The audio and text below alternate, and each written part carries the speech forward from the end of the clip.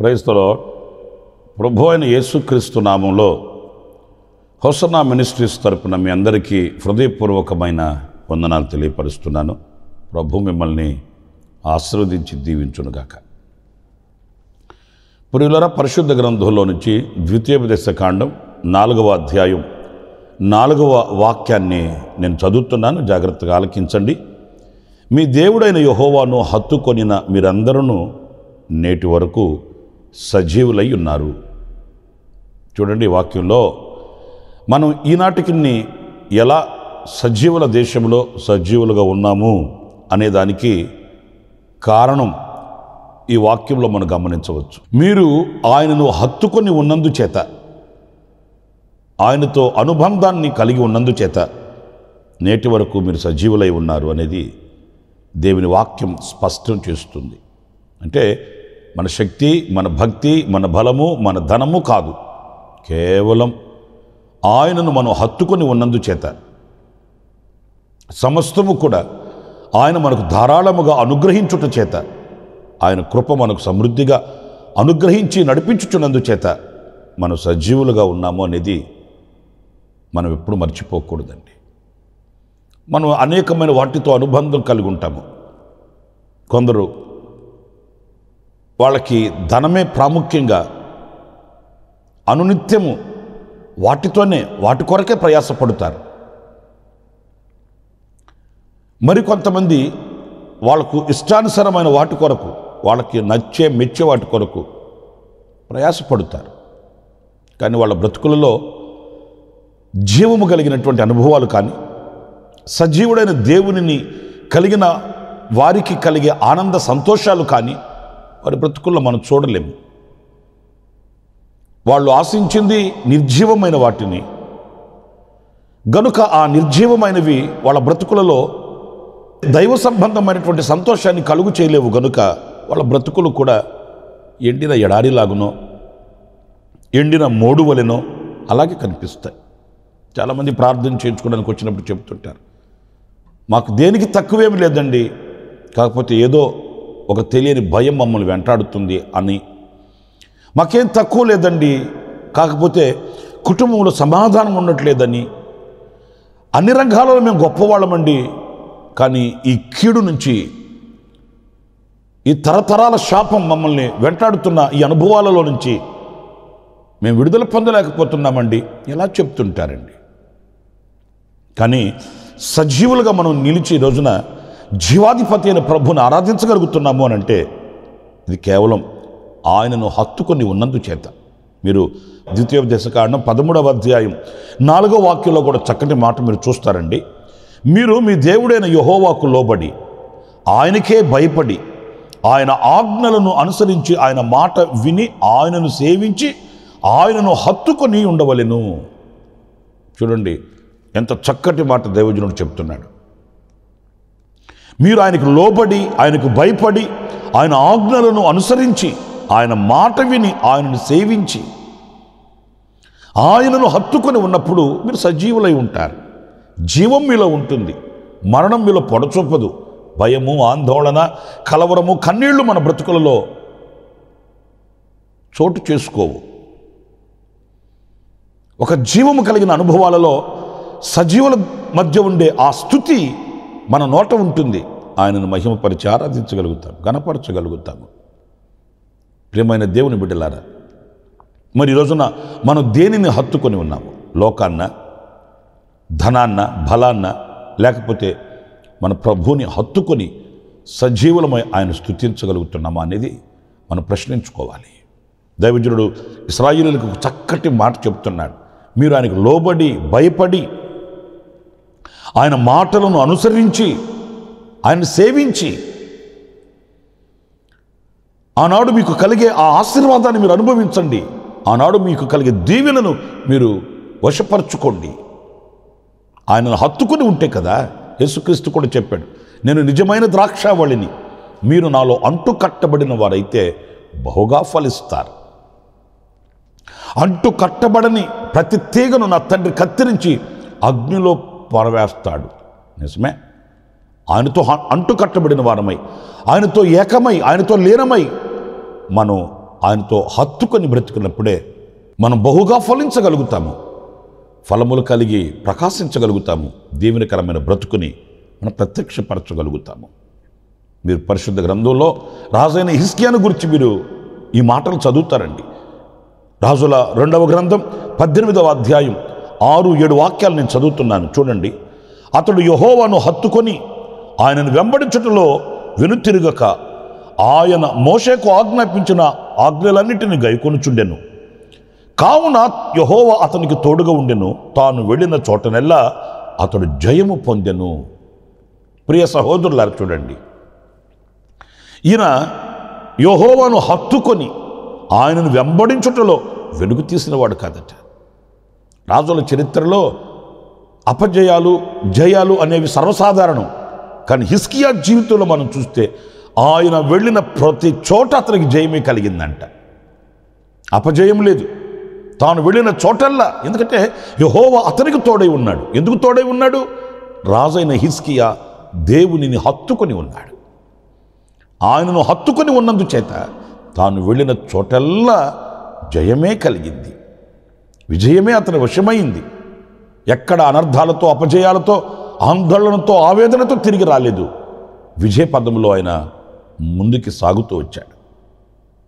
ఈరోజు మనం ప్రారంభించే, చేపట్టే, తలపెడే ప్రతిదీ విజయవంతంగా మనం చేయగలుగుతున్నామా? దానికి కారణం ఏంటి? దేవునికి మనకు ఎడబాటు కలిగినందువలన కాదా? దేవునికి మనకు సహవాసం లేనందువలన కాదా? దేవునితో మనకు అనుబంధం కరువైనందువలన కాదంటారా? పరిశీలించుకోవాలి. ఆయనను హత్తుకుని వాళ్ళు జయము కలిగి బ్రతుకుతారు, విజయవంతమైనటువంటి జీవితాన్ని ప్రత్యక్షపరచగలుగుతారు. అందుకే మనం ఆయనను హత్తుకోవాలి, సజీవులమై ప్రభువును స్తుతించాలి. మరొక మాట నేను మీకు పరిశుద్ధ గ్రంథంలో చూపిస్తాను. కీర్తనల గ్రంథం 119వ కీర్తన 25వ చరణాన్ని చదువుతున్నానండి. నా ప్రాణము మంటిని హత్తుకొనుచున్నది, నీ వాక్యము చేత నన్ను బ్రతికించుము. పిల్లలు చూడండి, ఇక్కడ దైవజనుడు కాస్త ఆవేదనల మధ్యలో ఆయన పలుకుతున్న మాటల్ని మనం గమనించినప్పుడు, నా ప్రాణము మంటిని హత్తుకొనుచున్నది, నీ వాక్యము చేత నన్ను బ్రతికించు.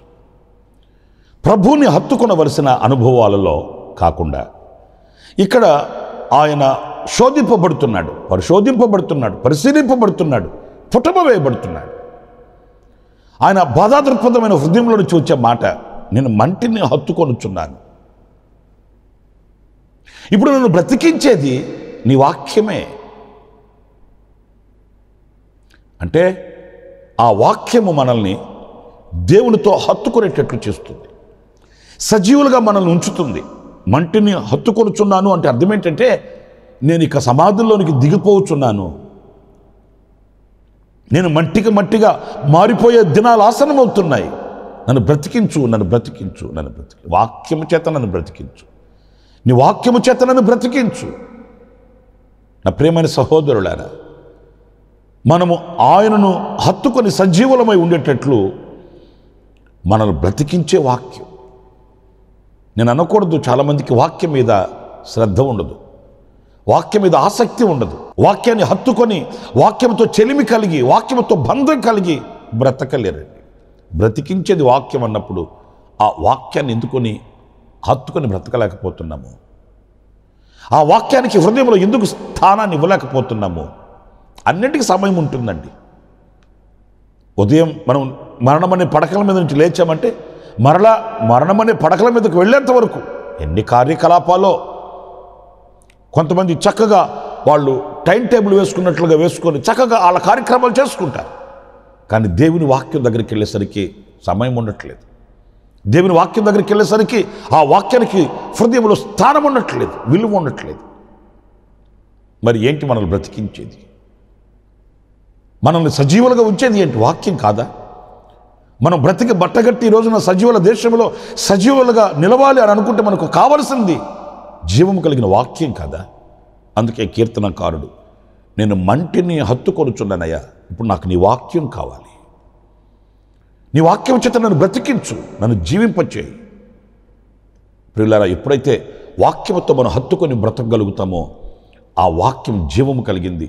మన ఎముకలకు, నరములకు, అలాగే మన సర్వ శరీరానికి మాత్రమే కాదు, మన ఆధ్యాత్మికమైన జీవితానికి జీవాన్ని ప్రసాదిస్తుంది. జీవవాక్యం, జీవింపచేయు వాక్యం, సజీవునిగా నిలబెట్టే వాక్యం, మనల్ని సజీవులుగా సంచరింపచేసే శక్తి గల వాక్యాన్ని మనం హత్తుకొని బ్రతకాలి.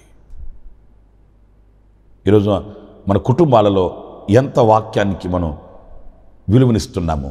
మన వ్యక్తిగత జీవితంలో నాకు కొంతమంది తెలుసండి, వాళ్ళు ఎంత పనిలో ఉన్నా, ఎన్ని కార్యక్రమాలలో ఉన్నా, వాళ్ళు ఎంత బిజీగా ఉన్నప్పటికీ కూడా వాక్యాన్ని ధ్యానించుకుంటూ, వాక్యాన్ని స్మరించుకుంటూ ఆ వాక్యపు నీడలో బ్రతుకుతున్న వ్యక్తులు నాకు తెలుసండి. మనం పరిశుద్ధ గ్రంథంలో కూడా అదే చదువుతాం కదా, యెహోవా ధర్మశాస్త్రమునందు ఆనందించుచు దివారాత్రులు దానిని ధ్యానించువాడు ధన్యుడు. నీటి కాలంలో ఎవరన్నా నాటబడిన చెట్టు వలె అతడు ఆకువాడక తన కాలం ముందు ఫలమిస్తాడని వాక్యం చెప్తుంది. దివారాత్రములు ధ్యానించడం అంటే ఇక బైబిల్ ముందేసుకుని కూర్చొని ఇక ఆ పని మీద ఉండమని కాదు. మనం ఏ పని చేసినా మన మనసులో వాక్యపు ధ్యానం ఉండాలి.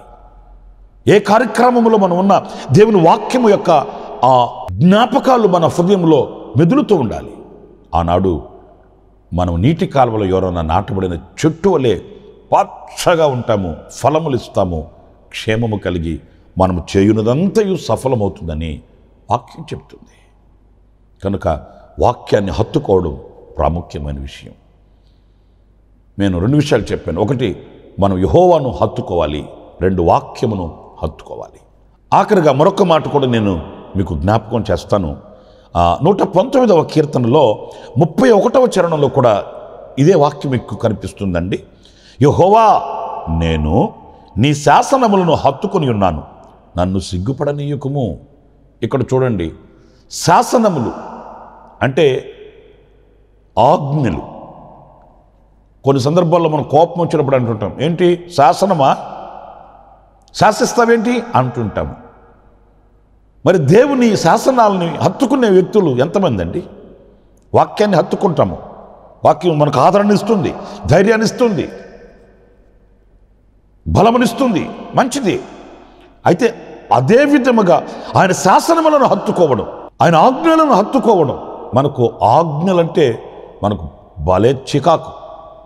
ఇంకా ఆదివారం వాక్యం వింటేప్పుడు చూడండి, మనం బాగా వాక్యం చెప్తున్నప్పుడు వింటుంటారు, ఏదైనా గనక కండిషన్స్, ఆజ్ఞలు, ఇలా చేయకూడదు, అలా చేయకూడదు, అలా ఉండకూడదు, ఇలా ఉండకూడదు అని గనక శాసనాల గురించి మాట్లాడామనుకోండి, ఏమండే ఇలాగా అన్ని ఆచి తూచి పట్టించుకుంటే ఎలా కుదురుతుందండి?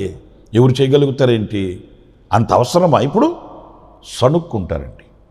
శాసనాల దగ్గరకు వచ్చేసరికి సణుక్కుంటారు. అదే నువ్వు దీవించబడతావు, ఆశీర్వదించబడతావు, నీకు సంతానం కలగబోతుంది, ఐశ్వర్యం కలగబోతుంది, మిద్ది మేడలు వస్తాయి, కారులు వస్తాయి, నీ ఇల్లు పొంగిపోతుంది, దీవెన కలుగుతుంది అని చెప్పండి. ఎంత ఉత్సాహంగా సంతోషంగా వింటారో, చప్పట్లు కొడతారు, ఇంకా జేజేలు కూడా కొడతారండి.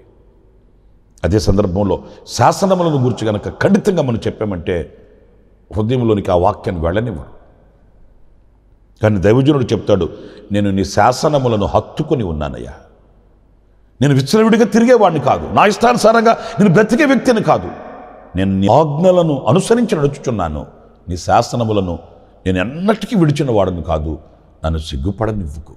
నిజమే, ఆయన శాసనములను హత్తుకొని బ్రతికే వ్యక్తి ఎప్పుడు సిగ్గుపడడు. మనం భారం అనుకోకుండా ఆ దేవుని ఆజ్ఞలను అనుసరించి ఆజ్ఞానుసారమైన మార్గాలలో నడిపించబడడానికి మనం శిరస్సు ఉంచినప్పుడు ఆ దేవుని వాక్యం లేక ఆ శాసనములు మన తలపైకెత్తేవే కానీ మనకు తలవంపులు కలిగించేవి కావండి.